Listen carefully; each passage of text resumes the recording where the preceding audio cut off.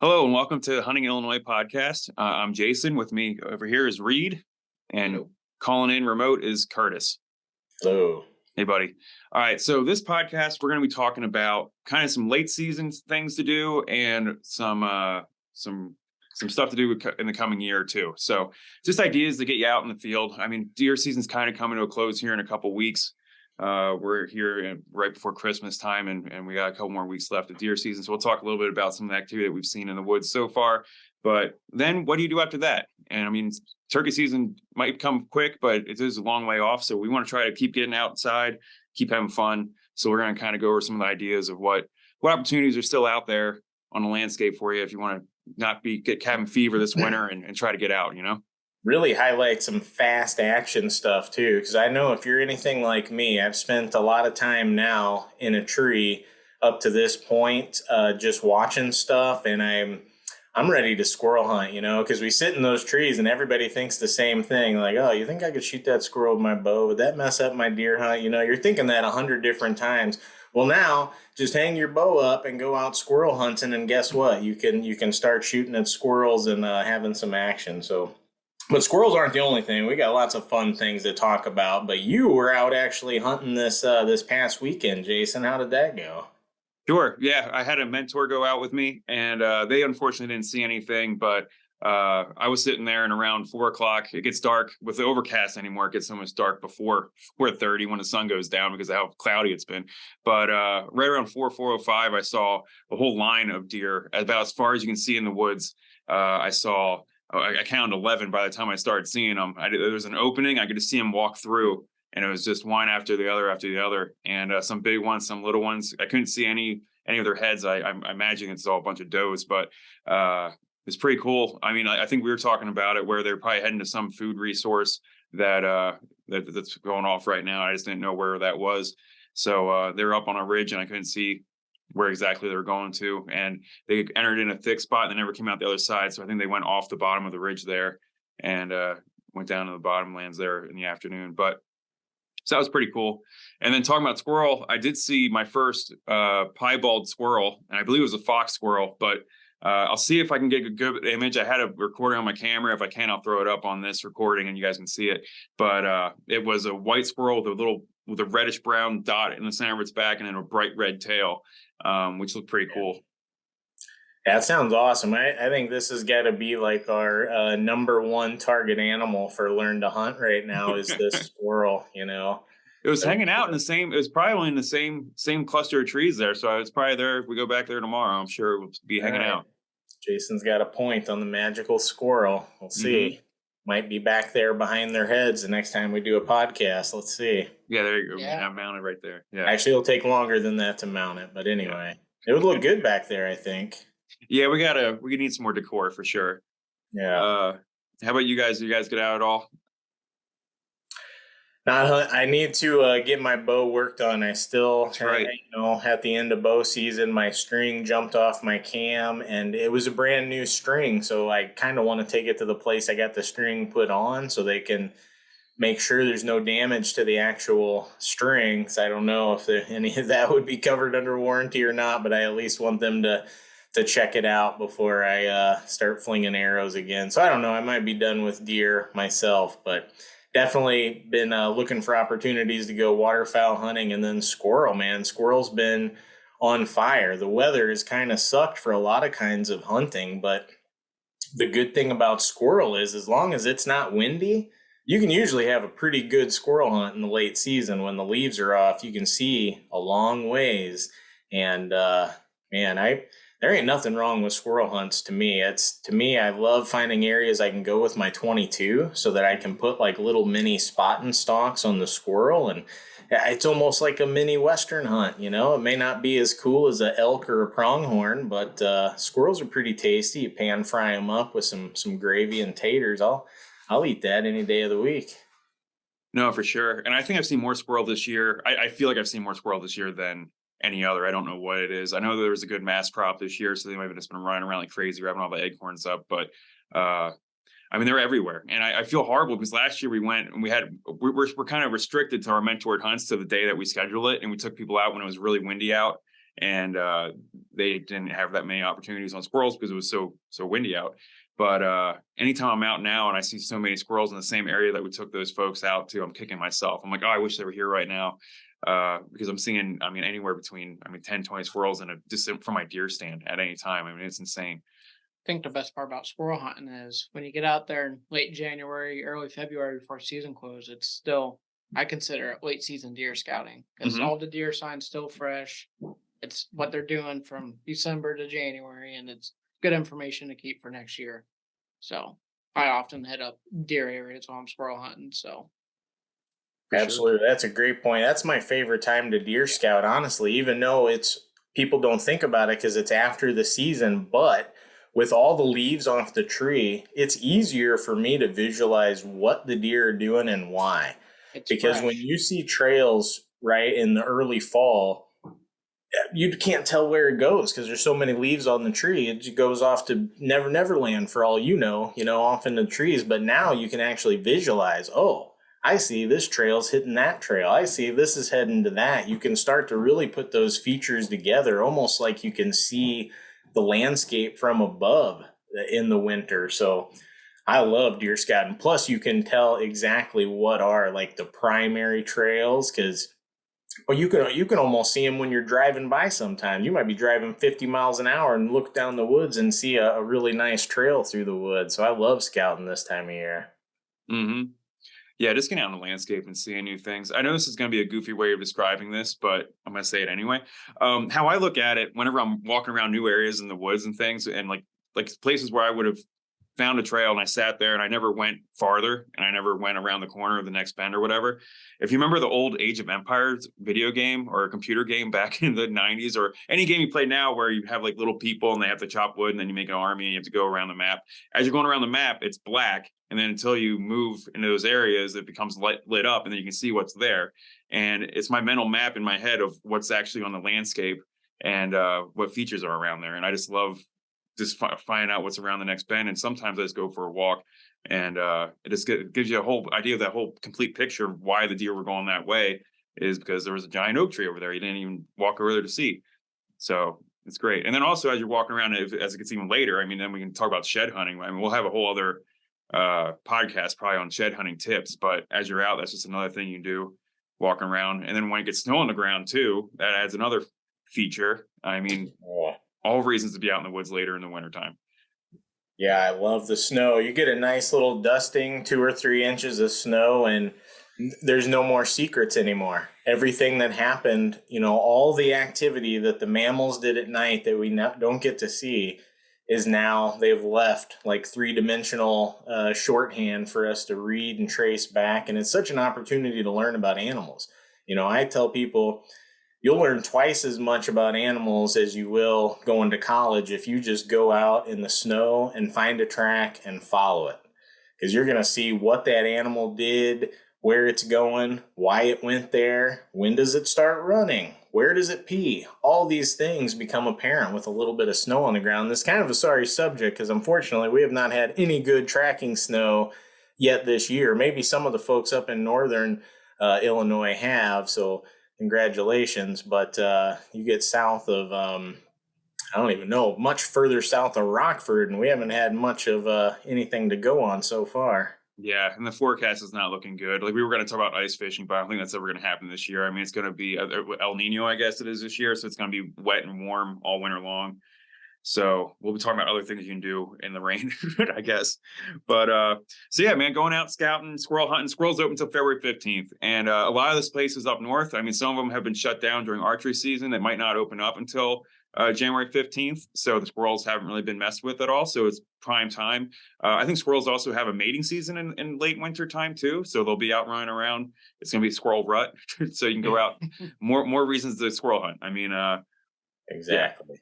Get So just get yourself a out. little squirrel call and play with that thing. I've actually have not played with a squirrel call, but one of these years I am going to because they do start their breeding behavior does start in January, so there might be some call-in type activities with squirrels. And who knows? I haven't seen much luck with it, but No. I'm not experienced in calling squirrels. I just like to go out there and sit on a log, and if I see one, go chase it. Just like you were saying, Curtis, about a little mini stalk. But yeah. Yeah, some of the old timers would knock quarters together. You could knock quarters together, and they'd say not so much call the squirrel to you as it would make the squirrel look at you. So maybe you get a shot opportunity because maybe he's chewing on a nut on the other side of the tree. You make that sound, he whoop, squeaks over and maybe gives you a shot. But I don't know. I want to mess around with them, but like you, Reed, when I've seen people play around with them, I haven't really seen them do anything. So, but whatever. It's something to tinker with in the woods. Why not? Fun. Yeah. Okay, so we can dive into squirrel hunting a little bit more, but we have a small game webinars. If you want to go check out our YouTube page, we have webinars on all this stuff. But what are the strategies that you guys have used in the past, just to give people who may not have gone squirrel hunting before a kind of a guideline of what that might look like? Like, are you guys just walking around, or are you guys going somewhere and sitting? What do you guys tend to do? I go with what Reed said. Go to your best deer spots where you want to scout, because generally your good deer spots are good squirrel spots too. They're probably got mass trees around. At this point of the year, the squirrels probably have enough stuff cached around that they don't even have to really visit the trees if they don't have to. They can go around on the ground, raid cache to cache, and find all that stuff. But yeah, I go to my good deer spots and I start there personally. Yeah, I look on X, look at the oak maps if I'm not familiar with the land, and go to an oak flat, waste some time there. And there's two different methods I use. I walk around, or either I pick a spot, sit there for 10, 15 minutes, and pick another spot and walk to that. But regardless, I think it's Illinois. You're going to see squirrels. Yeah. So. Yeah, the visibility is so good. You might pick a spot. Maybe you see a bunch of squirrels moving a couple 100 yards away. You could just see the tree branches moving like this and know they're doing that. And then you can move over there. So that's the nice thing. You'd never see them when the leaves are on, but this time of year, wow, you can see a good long ways. Yeah, I like sitting still for a long period of time. I mean, like you said, like 15, 20 minutes, but even longer sometimes, because all I know is when I do that deer hunting, I have squirrels almost jump on me. So if you want to get them close, sit for a bit, and then maybe they'll come running right up to you. I had it happen so many times, and I've had almost where you have your arrow and you're about ready to poke it because it looks like it's about ready to jump on you. I've had my knife pulled out on someone. They've been 3 feet away from me in a tree, just scared. It's a fun image of Reed. Don't forget your squirrel mates out there. I don't want to get bit in the back of the neck by a squirrel. Out here deer hunting, but get your Achilles. That would not be good. Yeah. Old David and Goliath story there. How about we got other hunting opportunities we're going to talk about here, but let's jump over to fishing real quick. Reed, you were going to go fishing this past weekend, and you kind of got rained out on it. What were you going to go for? Smallmouth river fishing's been my new thing. I grown up pan fishing and did largemouth bass fishing in high school, but smallmouth bass fishing on the local rivers, that's been my summer activity, and I'll go out there any time of the year. So. Yeah. What do you tend to use with that? Z-Man plastics. They're amazing. They're the TRD tricklers is what I go with, but smallmouth just can't resist them. What is that? I'm not familiar with that. What does that look like? It's almost like a little tube, but they got some little nubs on the end, and it's just a smaller tube, and it's not as fluffy. But if that's not working, I switch to a tube, and if that's not working, I'll throw out some spinner baits and stuff like that, smaller scale, but nothing beats catching smallmouth just because of the pound per pound fight that they have. Yeah, for sure. Yep. Yeah. So hey, if it's gonna be a warmer, if we can't go ice fishing, at least we can go fishing rivers this winter. Right. Silver linings, right? Yeah. And then Curtis, you've been following along on Facebook the perch fishing up in Chicago, which I'm sure is a well-known thing for folks who live up there, but for folks who might not realize that the perch fishing off the shore up there is world class, it seems. Yeah, and being, not from Illinois, spending a lot of time in both Wisconsin and Missouri, I never even thought of Illinois as a perch state, but folks are killing it there. I'm telling you, there's a couple places that if you're on the Facebook social media stuff, there's some groups, the Chicago perch fishing groups, look them up. People have been really good about sharing information. This is something I've never done, but just watching the page, they've had several days. Now it can be hit or miss with perch. Some days folks go there and they're only catching a few dinks. And then a couple days later, everybody's posting pictures of full buckets of limits of jumbos, a lot of fish in the 10, 12. I've seen pictures of fish all the way up to like 14 inches, which is a huge perch. And, yellow perch are some of my favorite freshwater fish to eat, and getting them out of cold water. Oh, nothing better. So if you want you a fresh plate of the best fried fish you can come up with, you need to look up these groups and go, there's the Navy Pier that people talk about, and then like 82nd Street and a couple other streets, whatever, where people park and they'll fish. And the only, I guess, caveat or the only negative about the fishing there is the parking is outrageous. A lot of people are saying they're paying about 40 to 50 bucks to park there for a day. So you're paying, but if you got somebody to drop you off or something, all the better, because it looks like a very comfortable pier to fish at. You're just sitting on a nice, comfortable place. Bring a bucket to sit on or a lawn chair, and most of them actually have little rails and stuff where you can set your rods up. So you got a makeshift rod holder there, and there's even bait shops nearby. So it's a pretty good little system for folks around Chicago. If you've got that taste bud for some fresh fish, check out the perch fishing on the lake. And sometimes the folks are catching more than just perch too. I know if we get a good west wind, it seems to, like, the west wind blows the shallow water out, and so deep water comes into the shallows, and it brings the little bait fish into the shallows, and people start catching brown trout and Lakers too, right there from shore. And I've seen some pictures of some nice ones of both of those too. So pretty cool, nice little way to get some outdoor fun right in the city. And I tell you, it looks cool. People are holding up these pictures, and I mean, it's the straight up city in the background. Like it doesn't look like Yellowstone. I mean, you're seeing a dang Ferris wheel back there. So it's some interesting fish shots, but hey, if you're catching perch and Lakers, who cares what's in the background, right? Yeah, that's right. Yeah, I actually did that. I didn't catch anything, but I went up. We had a friend who we were working with. We had a couple workshops last year up near Big Marsh Park. And we had, I think, a camera trapping workshop up there on Big Marsh Park. And I went up there just to put up the camera traps and just to kind of meet with them. And then they're like, hey, we're going fishing. You want to come with? And I tagged along with them. And it was probably in the single digits that day, a lot cooler than what it is this year. And I don't know if I was dressed for it, but we went out and there were people out there. I mean, we didn't have any luck that day, but some sections were shoulder to shoulder on some of the shoreline there.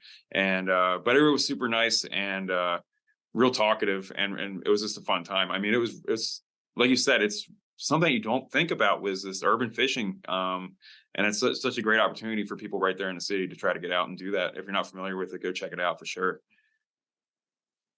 And then moving on, so we're going to talk now about, let's go coyote and trapping, Curtis. It's something that you don't know that much about. So Curtis is a dang near expert in this stuff. I know he doesn't like being told that, but he is, for at least according to us anyway. So go ahead, Curtis. What do you think about coyote hunting right now and trapping? Is this the season for it or what? Again, the weather's been rough because when I was really, trying to call coyotes, I wanted the worst weather possible, right? I want it to be January and I want it to be like 0 degrees, like blowing wind, because I want the coyotes to be really hungry and willing to run great distances for food. Those are my best times. When I've had the worst weather, those are usually my best times with a caller. Now with trapping, it's a little bit different because you can always do good, but the conditions have been really, really hard for trapping. The one thing that trappers, try as we might, we can't really deal with very well is mud. We have stuff where we can deal with frozen. If it's frozen and it stays frozen, that's great. I got wax dirt. I can set my traps. They can sit there in the frozen ground and be operational for the entire winter. But the one thing nobody can do, if it rains and then it's muddy and it's a giant mess. So it's been a really hard go for trappers this year. Now populations are high, so people are still catching, and some of the coyote hunters are still getting into some animals because numbers are probably at an all-time high. The coyote market really fell off here a few years ago when Canada Goose down parkas stopped using new fur to line their parka hoods. So now they're only using repurposed fur, which winds up costing them a lot more money, and it's an inferior product, but they got an animal rights activist on their board of trustees. So guess what? Things don't have to make sense. But anyway, so no coyote market right now, unfortunately. They will still buy them, but you're not going to get the prices you got several years ago. You know, if you get 10 or 20 bucks, you're probably in really good shape this year. Whereas it was just, I don't know, 4 or 5 years ago where got $100 for several Midwestern coyotes. That was in Wisconsin, not Illinois, but you know, the coyotes are not that different between the two states. So, but yeah, definitely a lot of opportunity out there. The numbers are high, like I said, and if you've got an electronic caller, there's really no sweet trick about it. You just go out to what you think is good habitat, which if you don't know what good coyote habitat is, just think about good deer habitat. It's really the same. Find some good brushy edges, set up your caller. Think about the wind too, because just like with deer hunting, coyotes are going to try to smell what's going on rather than use their eyes. So definitely keep that in your mind. But coyote calling can be a lot of fun. Just I feel like we need a little bit more harsh weather. Not to say you can't do it when the weather's not really bad, but I feel like the coyotes are not really struggling to find food this time of year. You know, it's mud, it's easy to dig. They're finding mice and rabbits and all and deer gut piles that are still out there and dead deer and all that kind of stuff. It's so yeah, it can be done and it can be fast action, but I will get a little bit more excited if we get like a polar vortex or something that drives everybody else out of the woods. Then I'll be saying, all right, let's go. Let's do some calling. Let's give it a try. And it's also a great way to get permission. You know, if you've got some private land that maybe you're like on the outskirts of getting permission, maybe you've never got deer or turkey permission, ask for something like coyote hunting permission, and that landowner is much more likely to say, oh yeah, well, come on along. And then you've got a chance to build up a reputation for yourself as being responsible, you know, not leaving gates open, not rutting up the roads, picking up litter, all that stuff. And guess what? Maybe a year, 2 or 3, all of a sudden now you do have turkey hunting permission. You do have deer hunting permission. And it all started with maybe going after coyotes or raccoons. You know, we've been talking about coyotes, but get out your caller for the raccoons too, because that can be a blast. And that's another thing a lot of people don't think about. But late season, we're starting to get into the raccoons breeding season too. And so you can get out there with a caller and set that thing to the raccoon squalor and go to what you know is a good den tree. So a big tree with a lot of holes in it. Most of the time there'll be a trail beat down all the way around that tree, because raccoons have a tendency to ring around the tree before and after they climb up and down.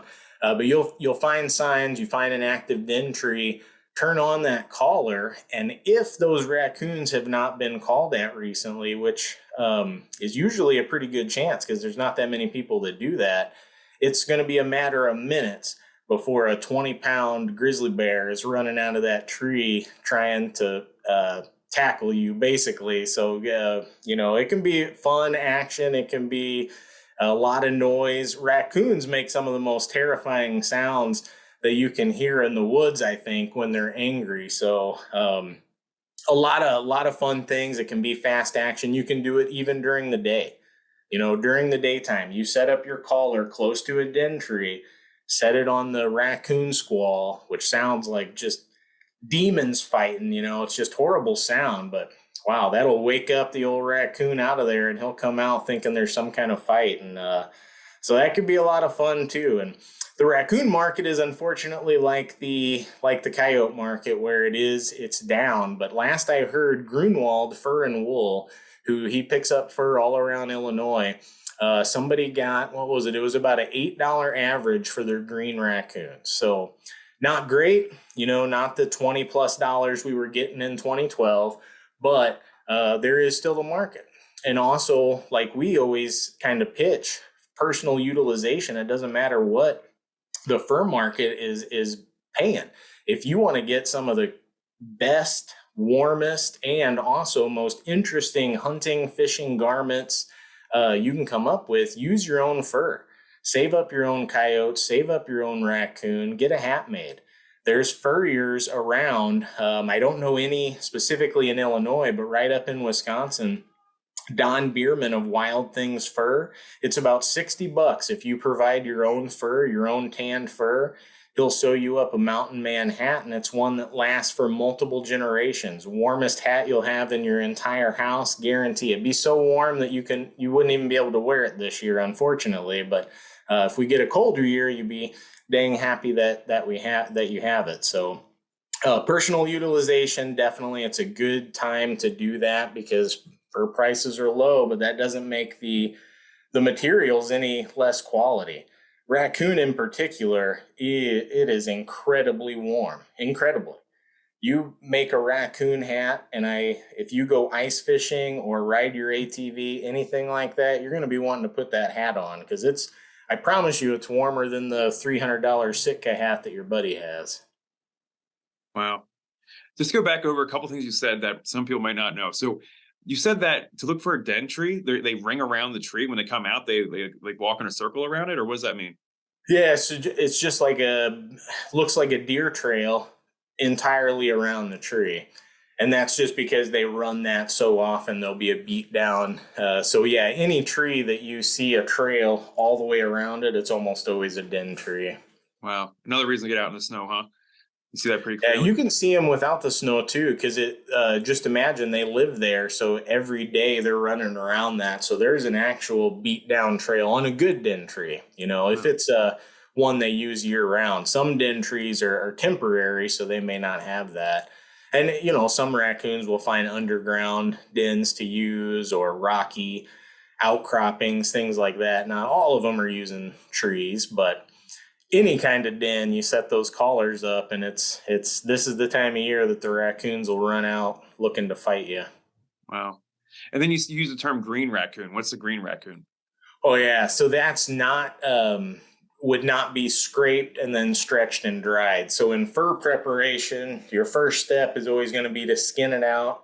And all animals in Illinois, except for the beaver, get skinned out what they call cased.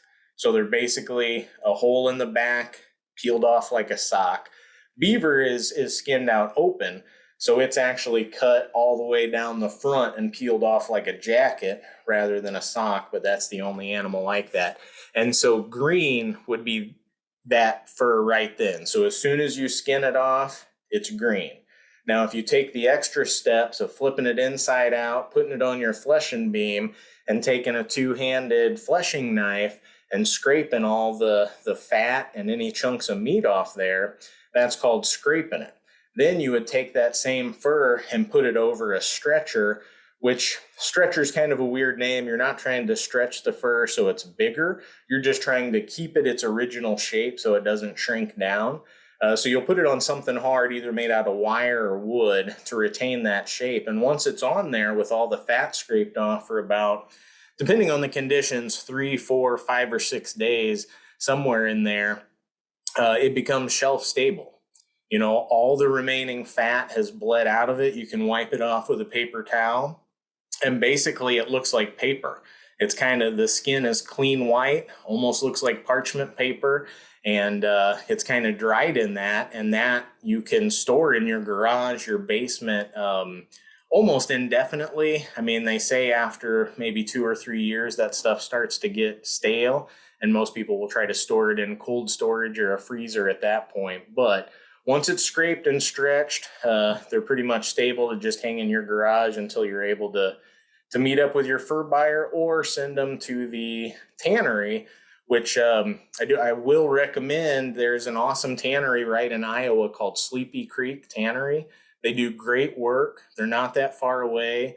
Their prices are reasonable, and their turnaround time has been better than some of the old school tanneries like Moyle.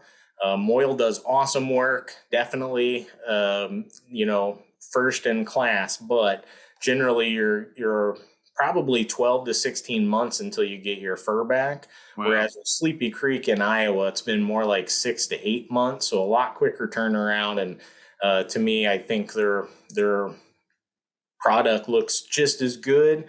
I've heard that they maybe aren't as experienced with beaver. So if you are tanning beaver, you may want to take the additional time and send them to Moyle, a company who's done it for, I don't know, 100 years. So they might be a little bit more established for beaver, but for Sleepy Creek is you won't see a difference between them and any other tannery around. Great. So that's hunting coyote and raccoon. You want to talk, and you mentioned trapping, kind of saying how hard it is right now this year for how muddy it is, but you want to talk about the trapping opportunities if it does get colder out? For sure, yeah. And so beaver is the number one. This is the animal that is still in demand, and it's also just happens to be the tastiest critter.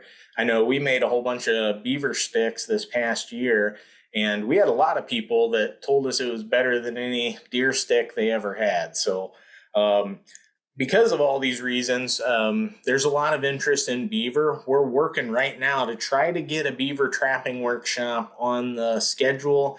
I'm talking to a couple area managers. We're trying to find a spot where we can go that has access to get people there. So be watching for that. Hopefully here in the next coming weeks, we're going to have a trapping workshop posted on our schedule. But a lot of opportunity out there with beaver. If you can find areas that have water and have trees, good chance there's beavers around. And when it comes to beaver, it's a lot like the coyotes and the raccoons, where landowners are oftentimes, they almost think of it as a service, as you coming out there and trapping. I mean, most of them do think of it as a service. So this is a great opportunity to get in on a piece of land and get opportunity access to a new piece of private. But there's a lot of public places you can trap too.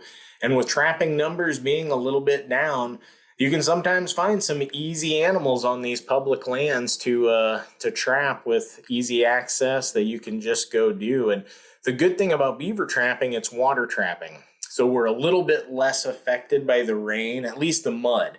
It still sucks because you have to know where the water level is, and you're going to set your trap according to that. And then if you come and the water's way up here, now your trap may no longer be effective, or vice versa.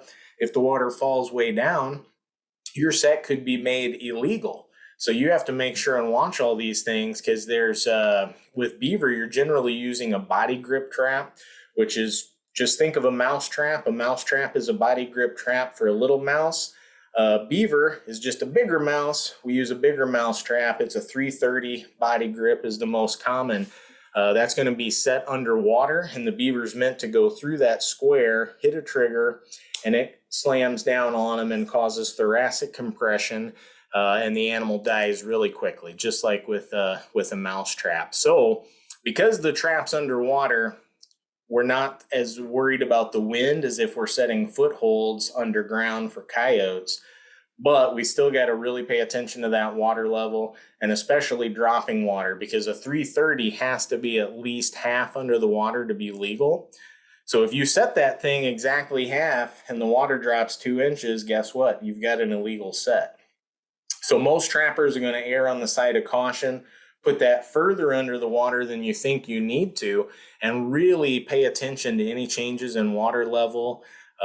Get to know the hydrology of the places you trap. And if there's any question about changing water level, most people are going to pull out, let all that go down, and then reset after that's over. So, but yeah, a lot of opportunity for beaver. It can be a lot of fun. Look for that workshop. We'll show you how to do it. It's basically, like I mentioned, it's just like trapping bigger mice. You know, beaver is in the rodent family. It's just a bigger mouse. They're creatures of habit. And really, when it comes down to it, the way you trap beaver is the same way you're going to trap a mouse in your house.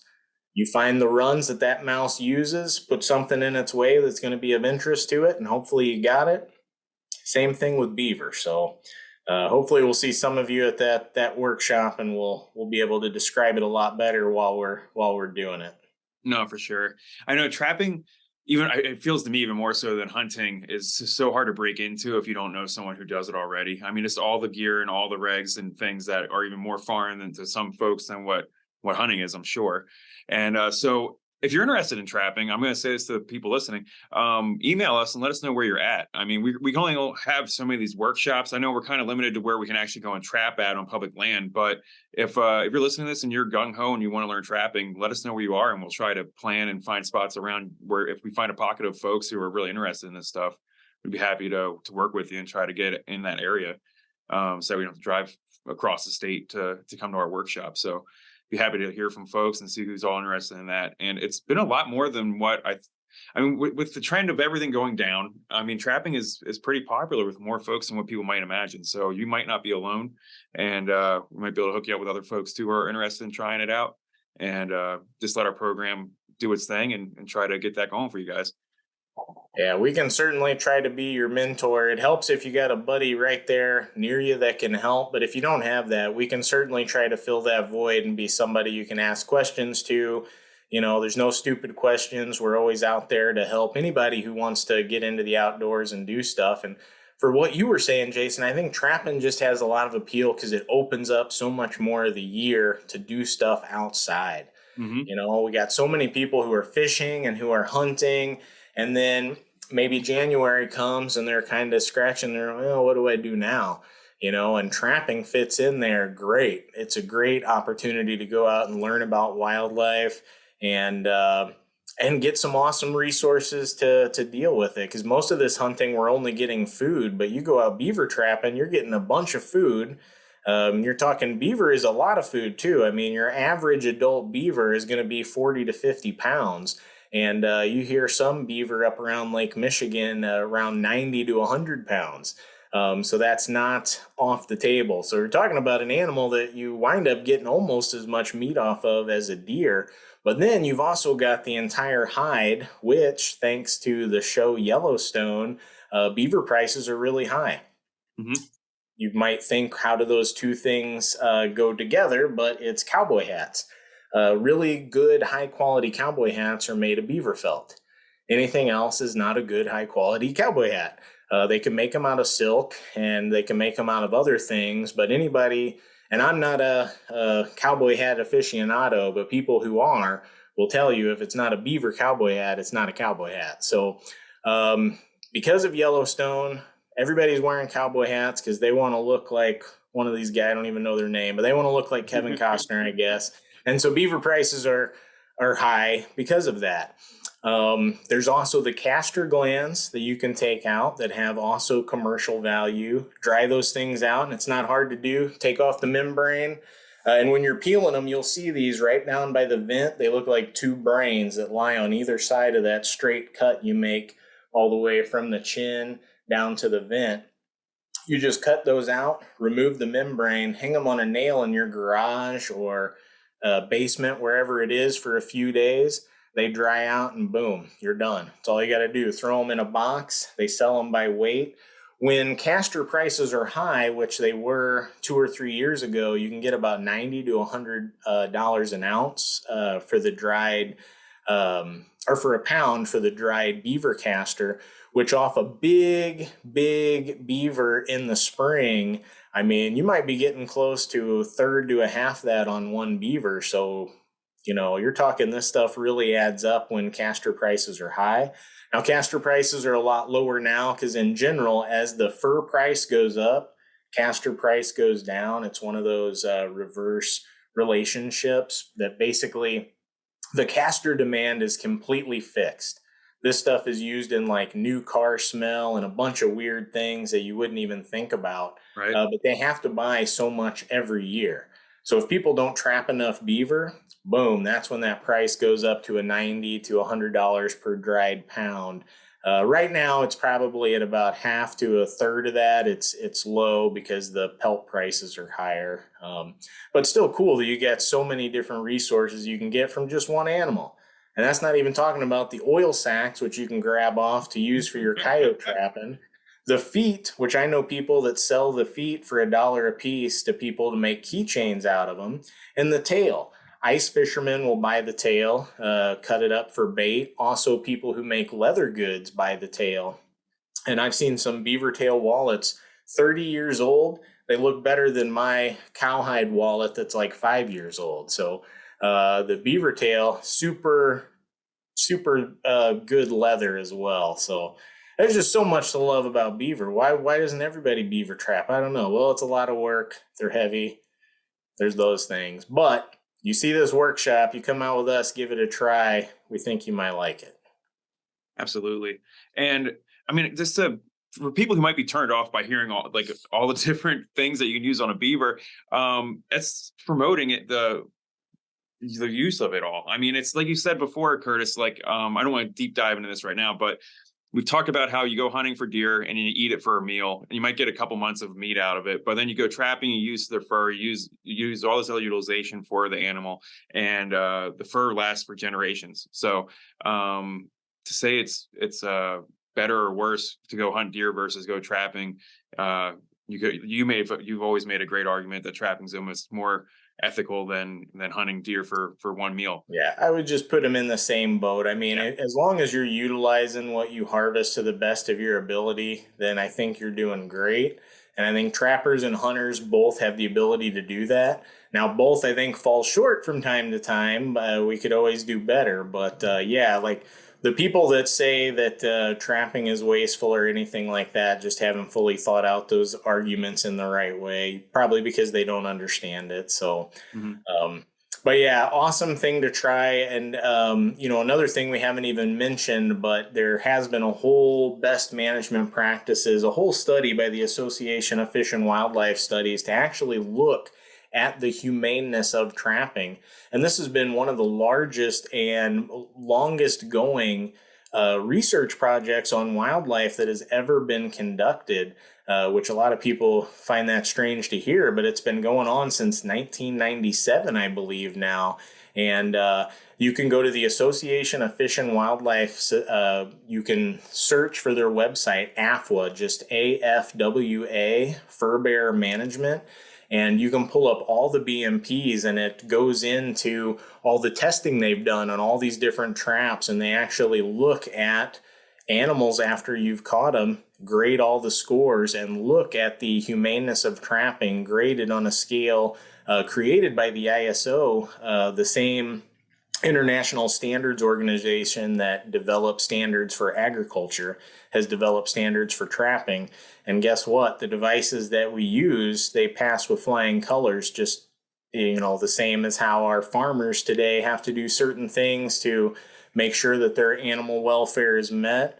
Well, trappers have done that same thing. So if you have any questions on basically the efficacy of trapping or the humaneness, the BMPs on the AFWA webpage is a great place to start. Ironclad data set, basically almost 30 years now of trap captured data across a number of states and every fur bear species in North America. So pretty cool. I think they're still working on wolverine, the last species they have, but every other species is a mountain of data. So pretty cool stuff. Yeah, no, it's so impressive that they took the initiative to provide that for everyone. Moving away from trapping, let's go and look at waterfowl. Waterfowl's still open, and then even coming later in the wintertime, we have snow goose hunting as well coming in. Curtis, you want to talk a little about what waterfowl opportunities are still available, and then what snow goose hunting and why that's such a great opportunity come February? Yeah, well, the waterfowl opportunities are still available, but man, I tell you, it's been tough to get excited to get out there. This weather that we've been talking about this whole time has obviously not been great for birds. Now, they're around, of course, but waterfowl hunters talk about stale birds, right? So the birds, right when they first get here, right when they first get to Illinois, they're easy, right? Because they don't know what's refuge, what's huntable land. They're just looking for habitat. And then as the days go by, they start to know, okay, this is safe. This is not safe. This is safe. And so that's what we call stale birds. And so I feel like this year, because of the weather, not really having these giant pushes, other than maybe we had one good push early in the year that was really good when the Dakotas got slammed with some early snow. But other than that, there hasn't really been these good pushes. And so the birds have just been stale. Little harder to hunt. They're still there. You can still have some opportunity, but for the most part, a lot of them know where's safe and where is not safe. The nights have not been that bad. And just like with deer, guess what? Deer or ducks and geese can fly and feed after night. They do it all the time. You know, ducks can turn almost nocturnal in areas of heavy pressure. So, yeah, hunting is still there. It's been a little harsh, but if we do get a really good push, it can still get really good, especially with the geese. We've got a lot of geese up north still. If we get a big, heavy snow that really pushes those geese further south, then the hunting could really turn on and get awesome. But right now, looking at the long range weather, I'm not seeing much for fronts to get excited about. Sure.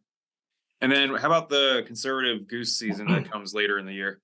Yeah, so this is such a great opportunity because this is the time of year when almost nothing is going on, right? You're talking about February, even into March. And this is the special conservation order season for snow geese, or I should say light geese.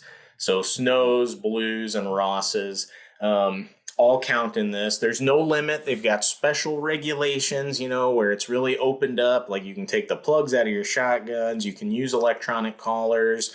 A lot of basically things set up to swing the odds in your favor.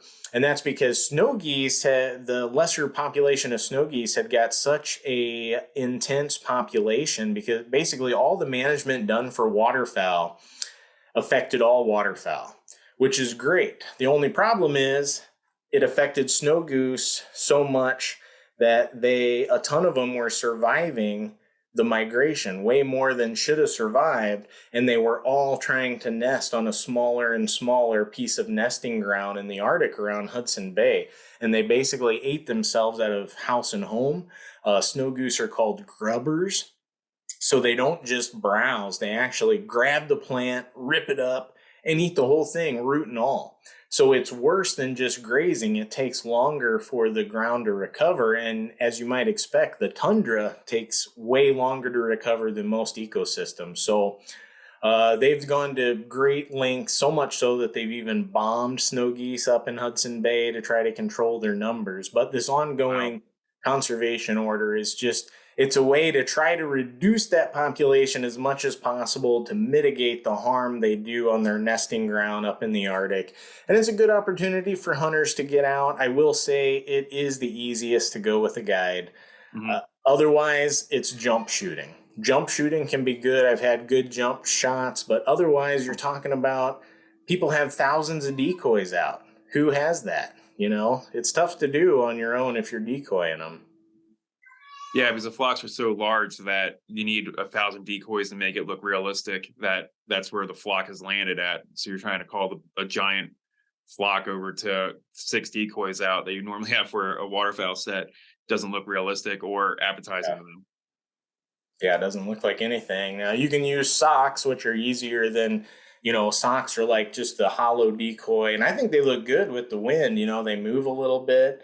So they're a little bit easier than using like shells or full bodies, but still, when you're talking about putting hundreds and hundreds of decoys out, I mean, that's an endeavor. Not to mention you got to have storage for all that stuff. So much easier to go with a guide unless you got I used to have a good irrigation pond when I was in high school that would get loaded down with them, and it was perfect for jump shooting because we could come up over the dam and we could get 10 people deep if we wanted to. It was such a big dam, and jump over, and we would be just feet away from thousands of geese. So I have had times where I've climbed up over that, and then we just open fire, and you just see basically holes in the white open up with every shot, and it's crazy. And then you spend 4 hours finishing off cripples, and then the rest of the day cleaning geese. But man, it's a good time. Wow. No limit. So you don't have to worry about how many you're knocking down. If shooting's good, just put them down and fire up the old dehydrator and get ready to make you a big batch of jerky. Yeah, I think that covers most of the different types of hunting. So really, there's kind of a mixed message of what's good opportunity and what's bad. So squirrel hunting for sure, and then coyote hunting is always fun if you can get out and go coyote hunting. Where are the others? Some of the better opportunities. Trapping, if you can find places to go. I mean, you'll get some opportunities with that.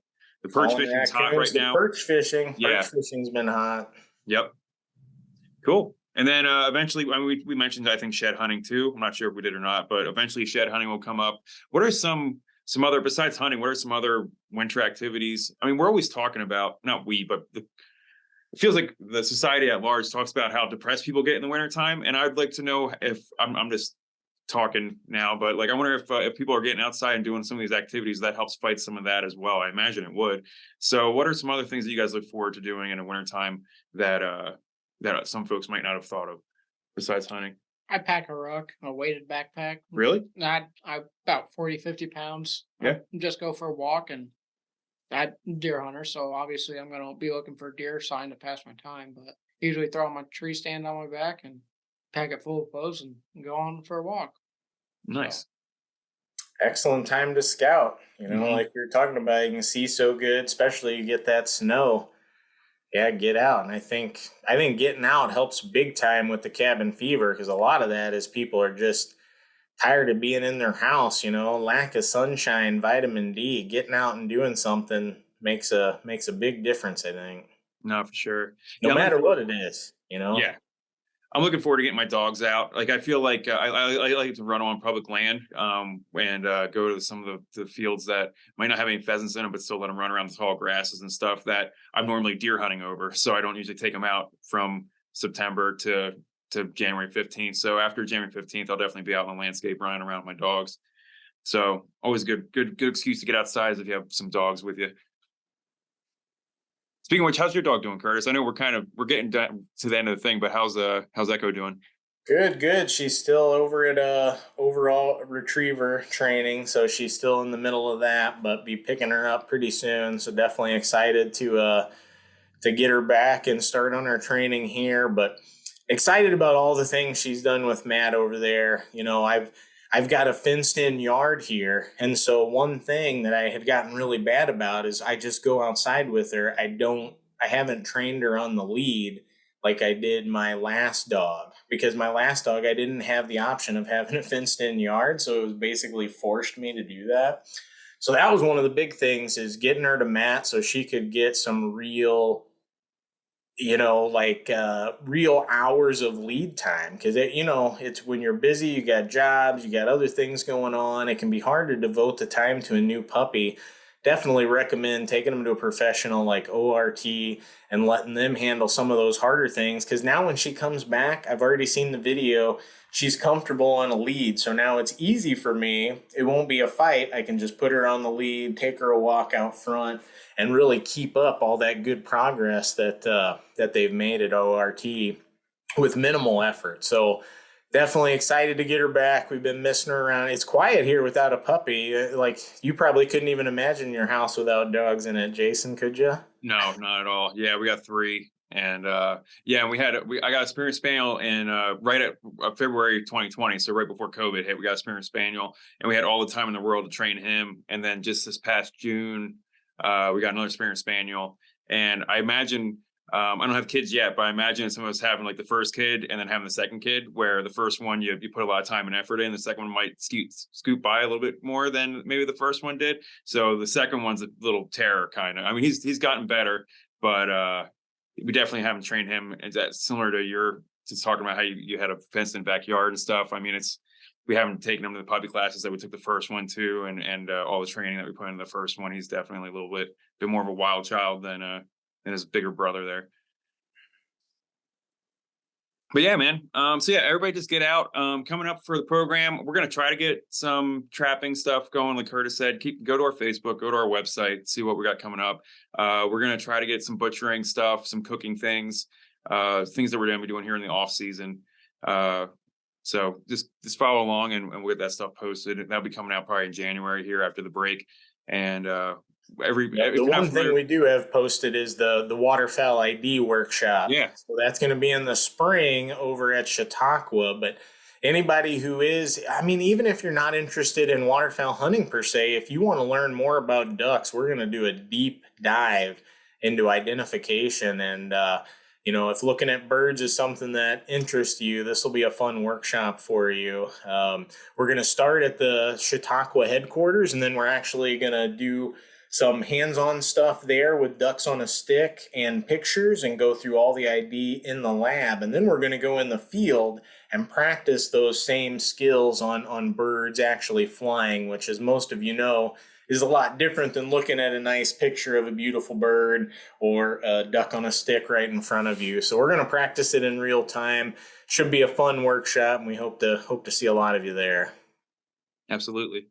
And then, Reed, you're about ready to go to South Africa for a study abroad. South Africa trip for study abroad, yeah. What's that look like? And how long are you going to be going for? Gonna be gone for 2.5 weeks. Gonna be at the park for about 2 weeks. And we're going to the park where they rebuilt the rhino population from like 20 or whatever, or back up to a healthy population of like 2,000. So wow, I'll be watching wild dogs, rhinos, lions, giraffes. Man, sounds sweet. Yeah. So it's definitely looking forward to it. We'll leave here cool. soon. So yep. So we'll have we a look forward to seeing some pictures from that trip. Yeah, and that's a big 5 reservoir too. So I'm gonna be seeing all these animals I wish I'm able to shoot and stuff like that. But, yeah, you can talk to the guides. Maybe you'll get an in over there, make a friend. Yeah. Well, that's awesome, Reed, man. Yeah, well, we'll look forward to hearing an update on what that experience was like. Definitely have never experienced that myself, so that's pretty cool, man. All right, well, with that, you guys have a good break, and we'll see y'all next time. See you. See you, everybody.